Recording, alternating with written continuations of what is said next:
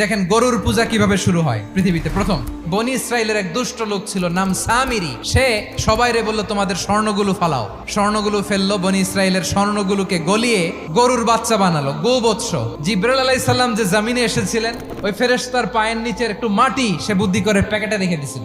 স্বর্ণ দিয়ে বানানো গোবৎস গরুর বাচ্চার গায়ে যখন সেই মাটি ছুঁড়ে দেয়া হলো, এখন বাছুরের ভেতর থেকে ভ্যাঁ ভ্যাঁ আওয়াজ আসতেছে। কি আসতেছে? সবাই তো অবাক। সামিরি বলে, আরে তোমরা যে 70 জন দিয়ে মুসা আলাইহিস সালাম রে পাঠাইছো ওইদিকে, এত ঘুরতেছে, আল্লাহরে খুঁজে পায় না, আল্লাহ তো এটার ভিতরে ঢুকছে। নাউজুবিল্লাহ, এটার ভিতরে সেজদা দাও। এই সেজদা দিয়ে গেল। হারুন আলাইহিস সালাম তাদেরকে বুঝালেন, শিরক করো না, আল্লাহরে ভয় করো। শুধু এতটুকুই তিনি বুঝালেন, দাওয়াতি কাজ পালন করলেন, কিন্তু প্রতিরোধ করেন নাই। এই ঘটনা থেকে শিক্ষা কি?